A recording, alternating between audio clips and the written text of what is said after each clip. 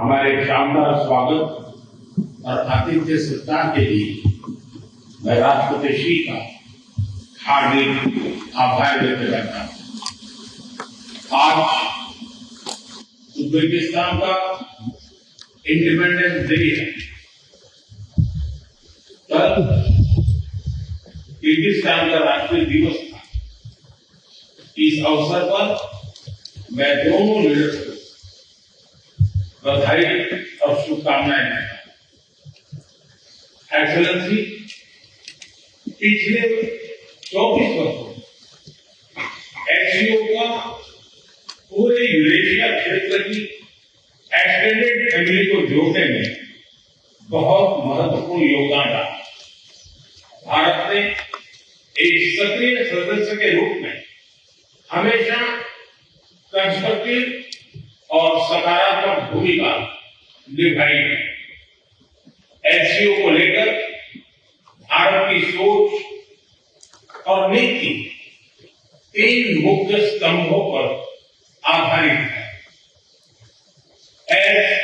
SCO, S security, सी connectivity, ओ opportunity. पहले स्तंभ S यानी सिक्योरिटी के संदर्भ में मैं कहना चाहता हूं कि सुरक्षा, शांति और स्थिरता किसी भी देश के विकास का आधार है। किंतु इस मार्ग में आतंकवाद, अलगाववाद और अतिवाद बड़ी चुनौतियां हैं। आतंकवाद सिर्फ किसी देश की सुरक्षा ही नहीं, बल्कि पूरी मानवता के लिए एक साझा चुनौती है। कोई देश, कोई समाज, कोई नागरिक अपने आप को इससे सुरक्षित नहीं समझ सकता। इसलिए आतंकवाद से लड़ाई में भारत ने एकजुटता पर बल दिया। इसमें एससीओ रेट्स की बहुत महत्वपूर्ण भूमिका रही। इस वर्ष भारत ने जॉइंट इंफॉर्मेशन ऑपरेशन को लीड करते हुए अल-कायदा और इससे जुड़े आतंकी संगठनों से लड़ने का इनिशिएटिव किया। हमने रेडिकलाइजेशन के विरुद्ध समन्वय बढ़ाने और मिलकर कदम उठाने का भी प्रस्ताव रखा। टेरर फाइनेंसिंग के खिलाफ आवाज उठाई है। इसमें मेरे समर्थन के लिए मैं आभार व्यक्त करता हूं। एक्सेलेंसी, भारत पिछले 4 दशकों से निर्मम आतंकवाद का दंश झेल रहा है। कितनी ही माताओं ने अपने बच्चे खोए और कितने बच्चे अनाथ हुए। हाल ही में हमने पहलगाम में टेररिज्म का बहुत ही घिनौना रूप देखा। इस दुख की घड़ी में जो मित्र देश हमारे साथ खड़े रहे, मैं उनका आभार व्यक्त करता हूं। यह हमला केवल भारत की अंतरात्मा पर ही आघात नहीं था, यह मानवता में विश्वास रखने वाले हर देश, हर व्यक्ति को खुली चुनौती थी। ऐसे में प्रश्न उठना स्वाभाविक है, क्या कुछ देशों द्वारा आतंकवाद का खुलेआम समर्थन हमें स्वीकार्य हो सकता है?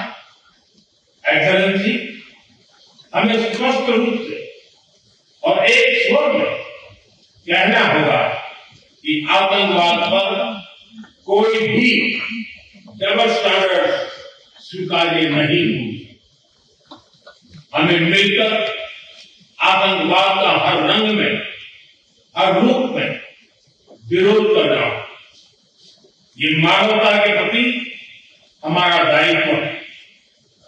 एक्सेलेंसी, अब मैं दूसरे स्तंभ सी यानी कनेक्टिविटी पर अपने विचार रखना चाहूंगा। भारत का हमेशा से मत रहा है कि मजबूत कनेक्टिविटी से केवल व्यापार ही नहीं बल्कि विश्वास और विकास के द्वार भी खुलते। इसी सोच के साथ हम चाबहार पोर्ट और international north south transport corridor जैसे इनिशिएटिव पर काम कर रहे हैं। इनसे हम अफगानिस्तान और मध्य एशिया के साथ संपर्क बढ़ा सकते हैं। हमारा मानना है कि कनेक्टिविटी के हर प्रयास संप्रभुता और क्षेत्रीय अखंडता का सम्मान होना चाहिए। यही एससीओ चार्टर के मूल सिद्धांतों में भी विदित है।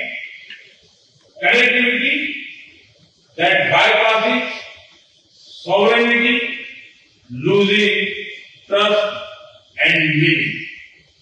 एक्सेलेंसी, तीसरा स्तंभ है ओ यानी अपॉर्चुनिटी।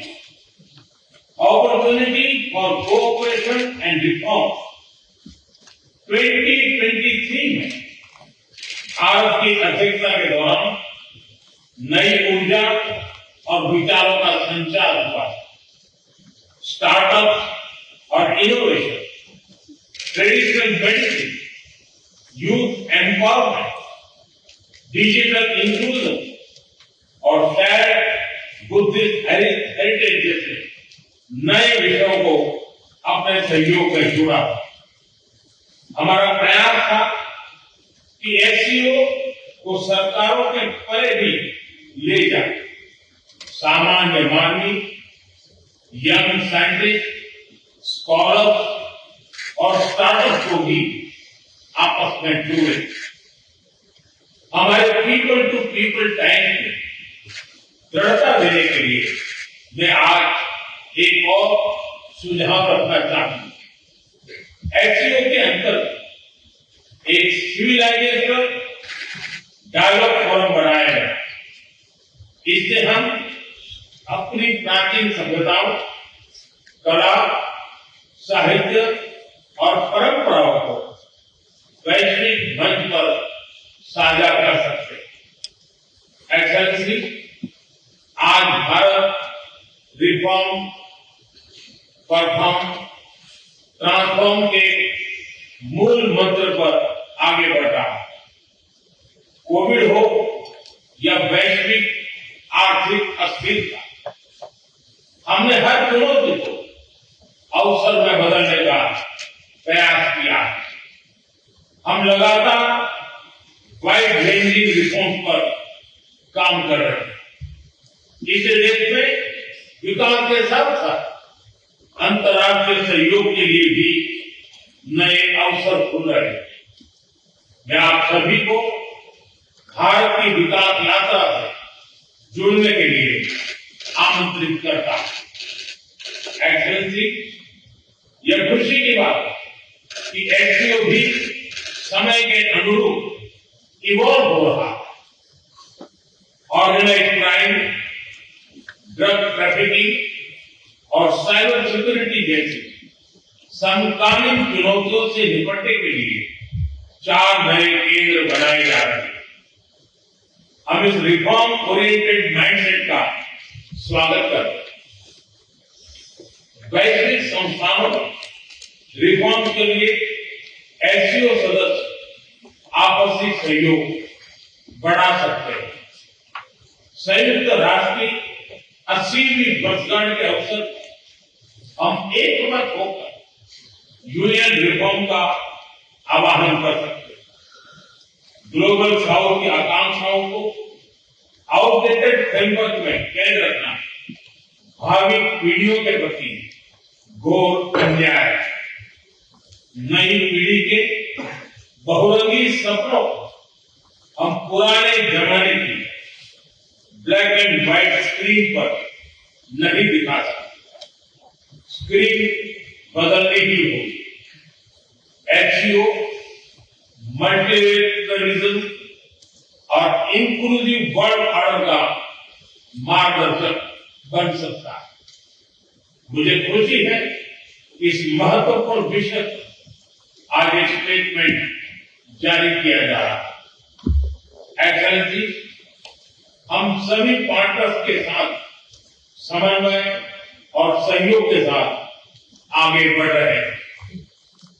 मैं एससीओ के अगले अध्यक्ष किर्गिस्तान के राष्ट्रपति और मेरे मित्र प्रेसिडेंट जपारोव को शुभकामनाएं देता हूं।